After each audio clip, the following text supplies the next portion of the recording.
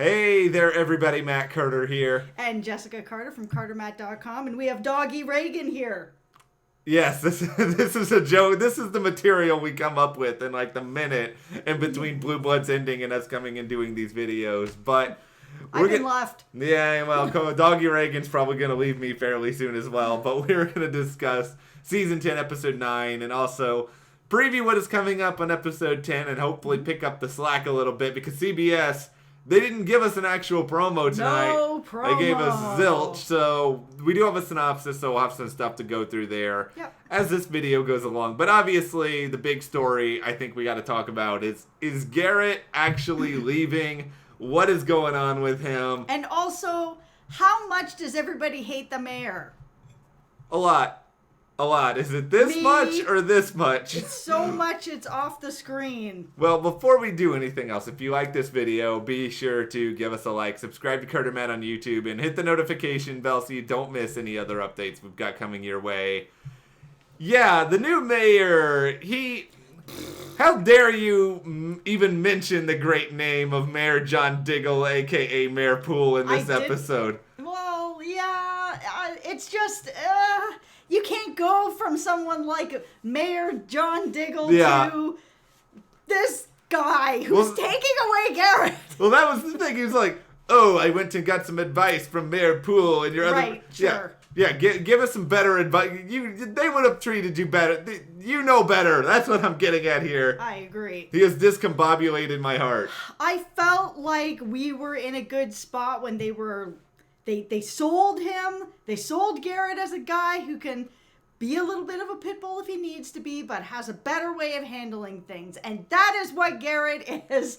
And he needs to still be there. I thought that we were that we were out of the woods until he turned around at that door and was like, by the way, once I'm the mayor, we'll talk about this again because what I say goes. And my poor little heart just like dropped into my stomach. Here's the thing.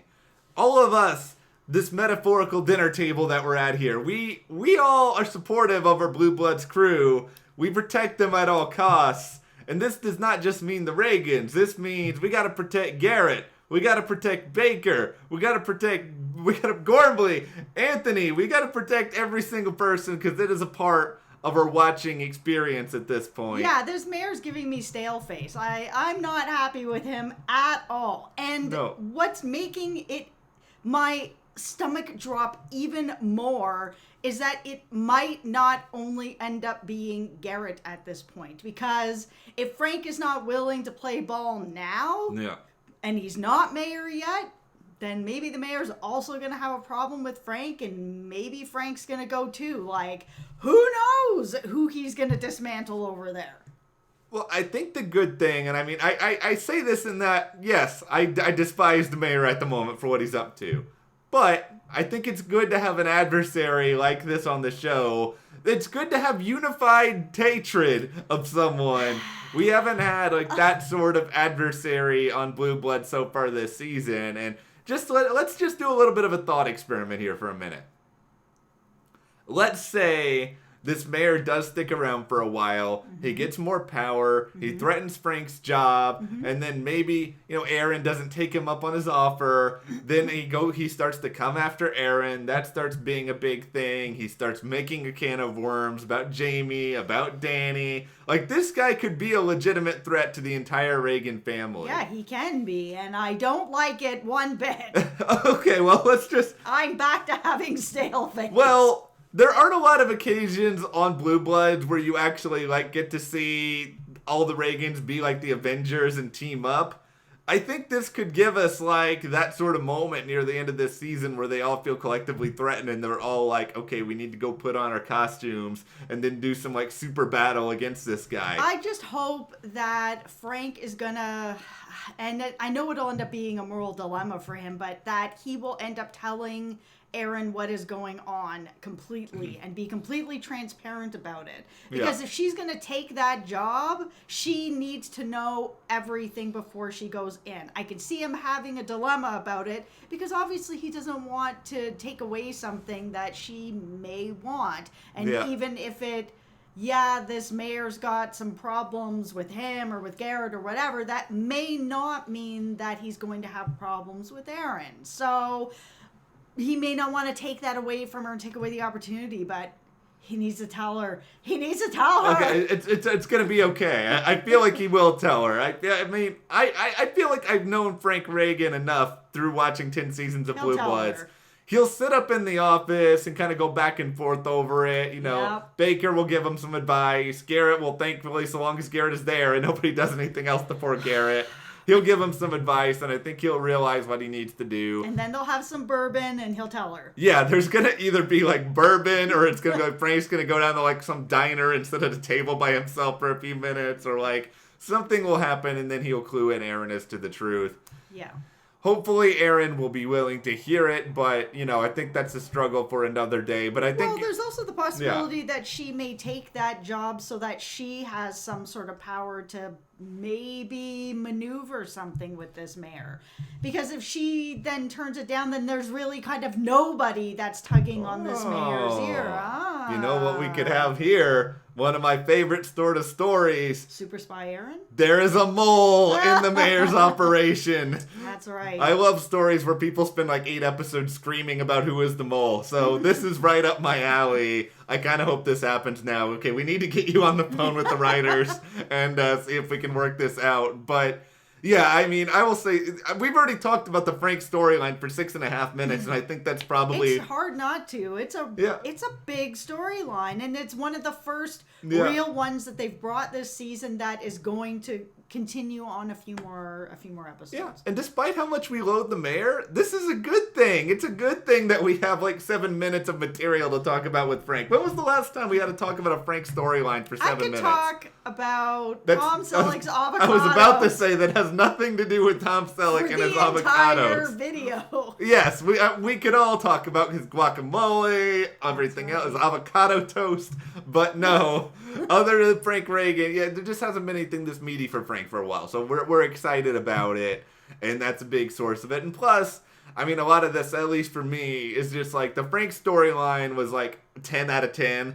And then I would say maybe the other storylines in this episode, I don't know. I think I would have Eddie in second place if I was to rank them, just because at least that was like something that made sense.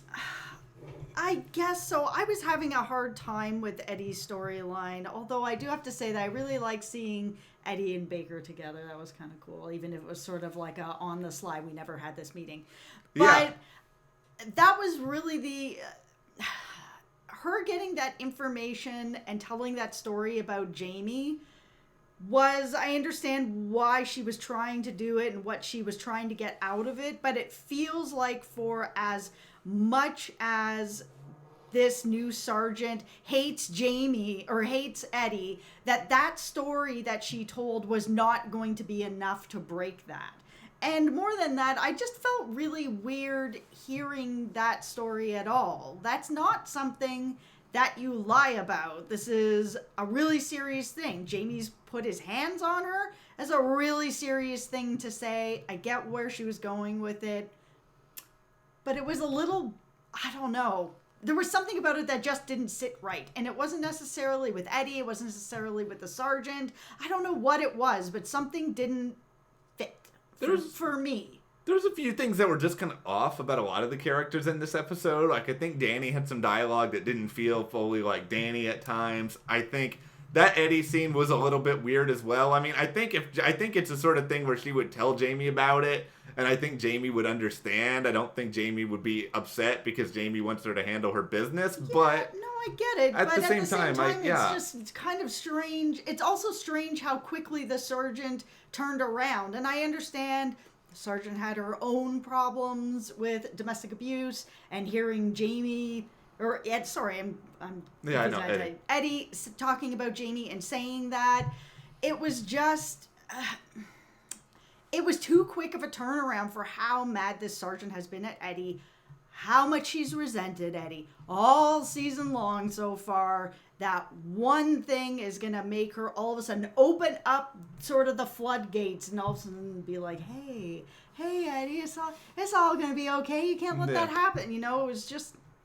Well, it was too quick of a turnaround. That's what I think it is that I couldn't put my finger on. It's too quick of a turnaround. I think the thing is, why did they have to do this now? Like, I think this is the second best story in this episode just because it actually has some weight to the season, but yep. you didn't need to go fully there at this point. They could have done this in January. They could have done this in February. They could have taken a little bit more time with it, and I think that could have made whatever happened in the end a little bit stronger. I don't think that this was necessarily the way that they had to go to get McNichols to kind of feel a little bit differently about Eddie. Yeah, I would have liked to have seen Eddie have just kind of more of like a connection, something that they together can connect to, because now Eddie has said this story about Jamie that's not true, and of course she came clean and said, it's not true. Yeah. But she's now tricked her into kind of coming forward with this thing that Eddie's not with this fake story. I don't know. It was just kind of a strange way for it to come out. I'm glad that they're able to move forward with this and not have so much tension anymore. So there is a positive that's come out of it. It does seem like the means of getting there was a little bit strange, but it's good, I guess, that they've gotten there, and maybe that will change things for Eddie moving forward. I mean, it's good that we have some sort of development with Eddie's storyline because we didn't have it fully elsewhere. The Aaron story is weird to me because I thought we were on such an interesting path with Aaron, and it just seems like all the time, okay, now you don't like what this psychologist, I don't remember her exact title, but what exactly she was doing, and seemed like so much of it was stemmed from things just beyond her actual work. Yeah, that she's having some sort of like midlife crisis, her kid is off doing other stuff now, and then, she's having whatever's going on, this on and off sort of strange relationship with Jack, and Anthony's calling it all out as like a midlife crisis, but it seems like it was an understandable why she was so mad about this particular case. Like, the idea of having someone who would do that to a kid. Kids and animals, nobody's putting up with this. Like, it's all just no. So for Anthony to be able to call that out as a midlife crisis, I wasn't sure if it was really the right storyline. Again, it felt a little bit weird, but I'll lean into it because I like the idea of Anthony and Aaron's friendship. There is something so nice there about these two, about how well they know each other, and that idea that he can pinpoint something about her, that they have developed such a strong bond. I like it. I like that. I actually kind of wish this was the case. I almost wish you'd taken like the actual case part of this episode and just like put it somewhere else, because I don't feel like there's anything that I'm going to remember from this. Yeah. I almost wish that the storyline was more something was going on with Erin. She was struggling with it personally, and here is her friend Anthony to actually find some ways to make her feel better and sort of understand where she is and kind of what she wants to do. And you could tie it into the DA decision, and you could tie it into other stuff. Yes. Not everything with Blue Bloods has to have a case every single episode for every character. Like, it's true. I don't know. I mean, maybe I'm just weird thinking that way, and Blue Bloods will never change itself. But I just give me like 5 minutes of, I don't know, do it like that Seinfeld show where he's like comedians in cars getting coffee, where you just like put Aaron and Anthony at a coffee house and just like talking for 5 minutes. I would watch that. I would watch that. Their relationship is a highlight of the show for me every single week. Yeah, like I just don't think it needed a lot of this other stuff. And with Danny, oh boy, here we go with the Danny storylines. We've been on a roller coaster. Last week I thought we had the best Danny storyline we had from since the premiere. Yeah. I was so excited when there was all the behind-the-scenes footage of the woods. Of the woods. You have hyped up this woods thing for weeks now. And instead we got this. It didn't make enough sense to me. I think that's really... Really? I think that's the part of it that it was an interesting conclusion. I'll say that. I mean, we had, a grave. We had someone being thrown in the grave. Like, it was entertaining. I just was... I shouldn't be more confused by a storyline on Blue Bloods than I am watching The Blacklist like an hour and a half earlier. I just couldn't get behind this story from the first 5 minutes or however long it took for Danny to sit down, order a drink, and basically convince this guy sitting beside him to hire him to kill people in 5 minutes of discussion. And I understand, listen, that this is Blue Bloods and this isn't going to be a big arc that's going to go over multiple episodes. Yeah. But it's almost like what I felt with Eddie when she had that undercover deal with the cult. Yeah. That felt like it needed a little more maneuvering before she was able to get people to admit everything. Yeah. And this was just one drink at a bar, 5 minutes. Hey, you want a job? I got someone to kill. Meet me down the street and, tomorrow and bring some coffee kind of thing. It was too much. They lost me. There's two possibilities here. Maybe Danny is really, really persuasive. Or maybe this other person is he's an idiot. And that's what's going on. He's an idiot. Well, he should have been caught long before now then. It was just woof. Okay, it was not the best. It was really probably one of the worst Danny storylines all season. For me, this was the worst. And I say that as someone who really loves this show. And I do. I just feel that this one was woof. But the Grave story was still, I was all in on this 2 minutes at the end of the episode. It's like, okay, can we have just had this the entire time with Danny tonight? I would have been much more engaged. An hour of him digging this grave. Yeah, an hour of Danny out in the woods. It was at least different. It was a different setting for Danny. It was. Than usual. But yeah, once again, I understood the blacklist this season more than I did the storyline for Danny. No. I didn't understand it, but I also wasn't trying to after that scene at the bar. I was just like, nope, and I'm out, and I can't. Yeah. Okay, well, let's talk a little bit about what's coming up in episode 10. Yep. Because they didn't do it, so we're going to do it instead. Yeah, all right. No promo, so we're here to help you out. It's not on next week. No. It's Black Friday. Yep. Go and, fight people in stores for stuff, and, I'm sure you'll be getting... Safely.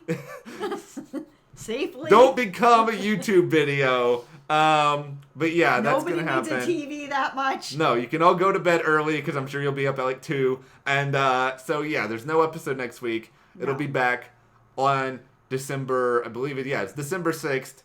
And then you'll have an episode entitled Bones to Pick. Much like we have a bone to pick with Blue Bloods over this Danny storyline tonight. But yeah. So this episode, it seems like there's kind of a theme of gender politics within it. You're going to see Jamie and Eddie actually argue about gender politics within the Reagan family. That's going to be happening. You're going to see Frank have to find out information about a supposed affair that's going on it's going to involve the Chief of Internal Affairs, which, by the way, the Chief of Internal Affairs is probably one of the last people that needs to be mixed up in a scandal, because who investigates internal affairs? Frank. Yeah, I guess that's really it. But yeah, the head of Internal Affairs is going to be in a scandal involving an affair between him and a spouse of a member of law enforcement. That is going to be going on. Yeah, that's going to be a deal. That's going to be something that's going on. And Danny and Baez, they have their own case involving somebody who was found dead, a woman who was found dead in a men's-only club. So I'm guessing it's sort of like how did she end up there? Yeah. What was going on? Do we need to send Danny back out into the woods? I think that story's done and buried. Yeah, I think they buried that story in the woods. Yeah, I see you. Okay, well... There's some stuff coming up. No mention of the mayor in the synopsis for a couple. Good. Okay, well, he's coming back. Yeah, I know. But anyway, that's some of what you can expect to see with Bones to Pick. But want to hear from you guys now. What did you think about Blue Blood Season 10, Episode 9? Did you enjoy some parts of it more than we did? Did you dislike parts of it more than we? Let me know your opinions one way or another. We did like parts of this in the comments. And if you did enjoy this video, give us a like, subscribe, and you can support us further by checking the link in the description to the CARTERMATT store. And we will see you here next time.